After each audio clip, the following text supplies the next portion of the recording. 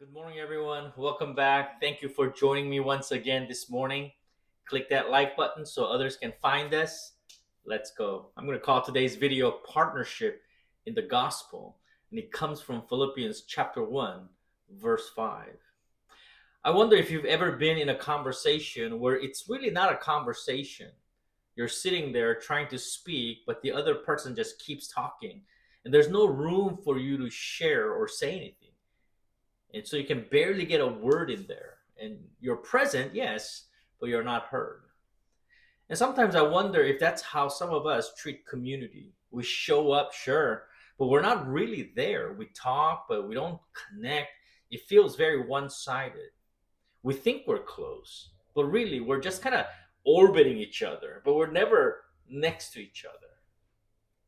Now, Paul writes this letter to Philippians. As you know, Paul is in prison, cold floor, locked up, limited food, not much freedom. There's no freedom. And yet he's not bitter. And he's not asking them to feel sorry for him. Instead, he says something very surprising here. He says, because of your partnership in the gospel from the first day until now, Philippians 1:5. He's not just thanking them, he's calling out something deeper. The word he uses is koinōnia, and it's not just thanks, guys, for the care package. It's not, wow, I appreciate your monthly support, thanks. No, it means we're in this together. He says we're sharing life together. We're on this mission together. We're sharing the cost together. You see, supporters stay on the sideline, just going, hey, good job, go get it, you can do it. And sometimes it's empty.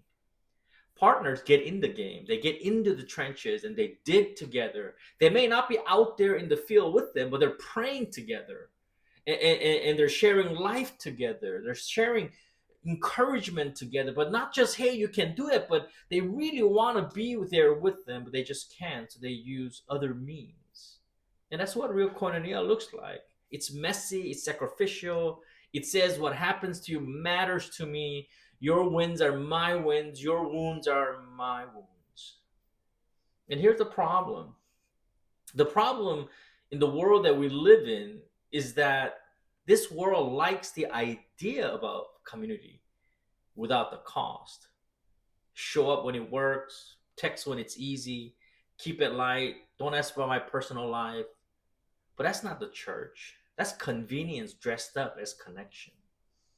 If the gospel hasn't cost us anything, if there's no sweat, no tears, no late night or real listening, are we true partners or just bystanders?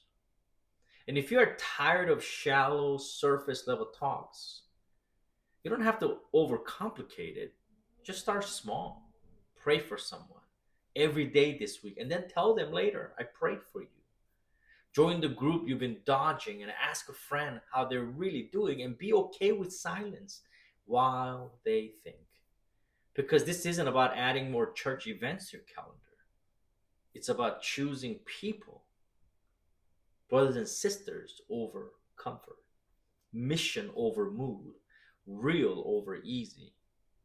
My friends, don't settle for small talk about sports or school pickup. I mean, those things matter, they open the door, but don't stop there. Share your sins, share your losses, share your wins. Let someone love you anyway. Hear their story, carry it like your own. That's partnership. So, are you in the gospel with others or just orbiting around? This week, take one step toward koinonia. Not comfort, not control, just real, faithful, Jesus centered life together. And you can start that today. It could be a call, it could be a text, it could be over a coffee, just sharing life. Not just talk about Warriors and Lakers, but talk about the struggles and the joy, the victory and the defeat, and all these things that make up our life, and get into each other's life. I hope that blessed you. God bless you, my friends. Click that like button if you haven't done so yet, and I'll see you in 2 days.